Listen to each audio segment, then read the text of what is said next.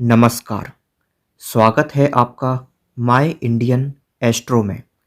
इस समय देश में लोकसभा चुनाव का दौर चल रहा है।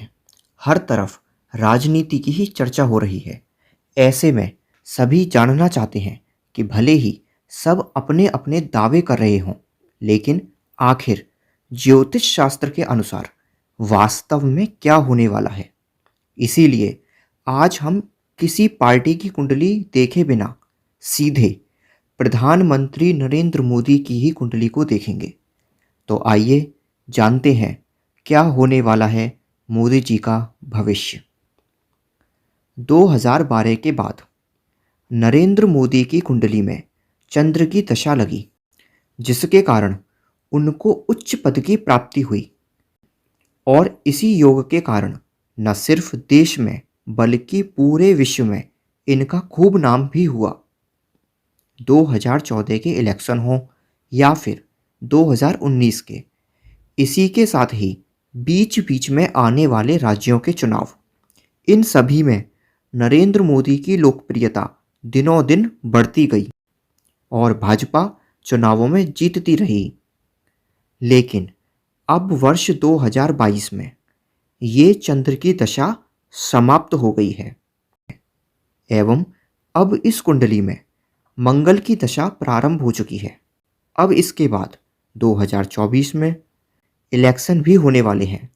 तो ऐसे में अगर हम कुंडली में वर्तमान दशा यानी मंगल की स्थिति देखें तो साफ नजर आता है कि इस कुंडली में मंगल की स्थिति चंद्र से भी कहीं ज़्यादा बेहतर है। यानी ये मंगल की दशा प्रधानमंत्री को चंद्र के समान पद प्रतिष्ठा तो दिलाएगी ही, लेकिन साथ में ये मंगल की दशा इनको विश्व में नेतृत्व बल भी प्रदान करेगी। 2022 के बाद से आपने भी इस दशा का ये अंतर महसूस किया होगा। चाहे ऑस्ट्रेलिया के प्रधानमंत्री का मोदी इज द बॉस कहना हो या पपुआ गिनी के राष्ट्रपति का मोदी के पैर छूना हो, 2022 के बाद से हमको ऐसे कई उदाहरण देखने को मिले हैं। अब आने वाले समय में गुरु वृष राशि में आने वाले हैं। साथ ही कुछ समय पहले राहु केतु का मीन कन्या में आना ये साफ संकेत दे रहा है कि 2024 इलेक्शन भारत के इतिहास में बहुत विशेष भूमिका रखेगा। इस समय जो जो मोदी के विरोध में खड़ा होगा वो आने वाले समय में हमेशा के लिए समाप्त हो जाएगा। गोचर के अनुसार भी देखें तो ये एक वर्ष प्रधानमंत्री के लिए प्रतिस्पर्धा के लिहाज से बहुत अच्छा है।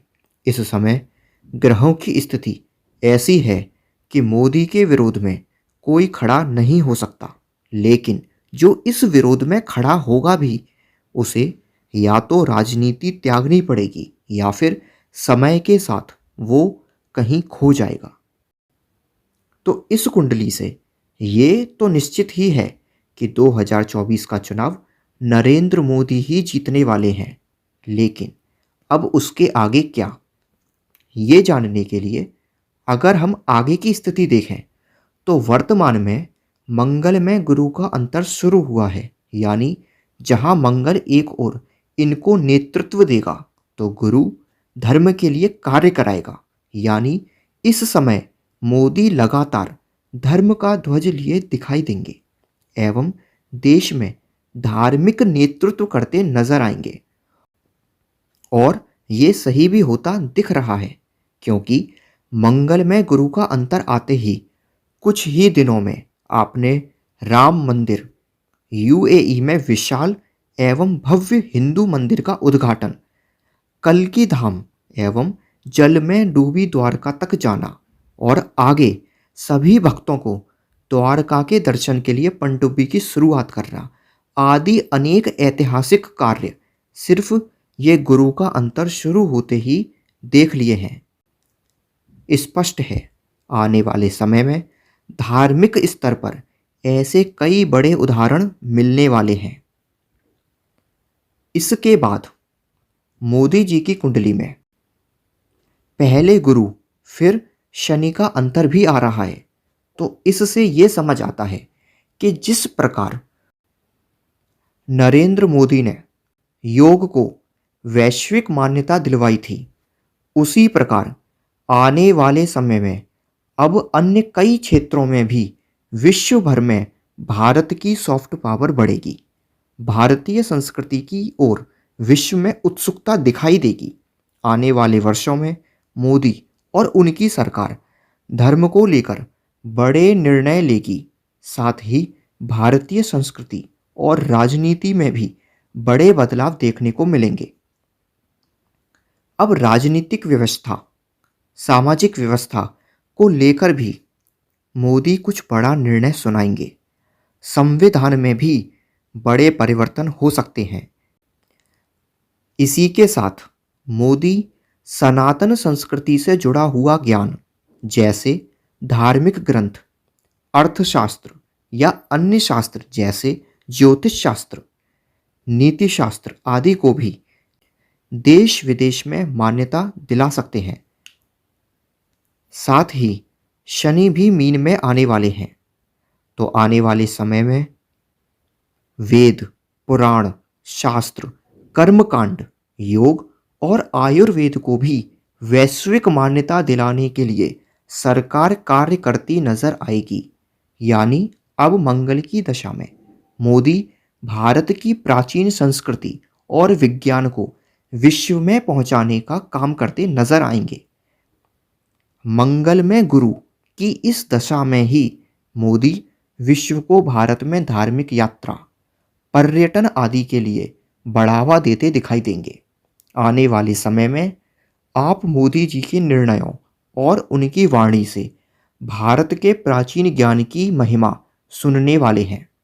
हो सकता है इसको लेकर सरकार जल्द ही कोई योजना भी शुरू कर दे, क्योंकि इस कुंडली में योग प्रबल है और इसी के कारण भारत का भविष्य भी उज्जवल होता दिखाई देता है। लेकिन इन सब के बीच हमें कुछ गंभीर समस्या भी आती दिखाई दे रही हैं।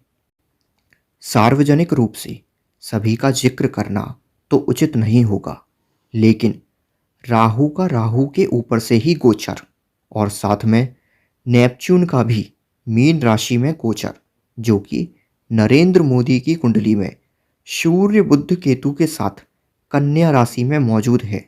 इसी के साथ ही कुछ समय बाद गुरु भी राशि परिवर्तन करने वाले हैं, तो जल्द ही कई गंभीर समस्याओं के योग भी बन रहे हैं। देश और दुनिया में कई प्रकार का विरोध और प्रेशर आने वाले समय में मोदी जी को झेलना होगा। इनकी सरकार को भी कई बड़ी आलोचना का सामना करना होगा। ये आलोचना न सिर्फ देश बल्कि वैश्विक स्तर पर भी अनेक प्रकार के दबाव, आंतरिक विरोध, आंदोलन आदि का भी मोदी और उनकी सरकार को सामना करना होगा। ऐसे में उचित होगा कि वे अनुष्ठान आदि करते रहें, जैसा कि वो पहले भी करते आए हैं, ताकि हर बार की तरह आने वाली इन सभी गंभीर चुनौतियों का देश की सरकार ईश्वर आशीर्वाद से अच्छे से सामना कर सके। धन्यवाद।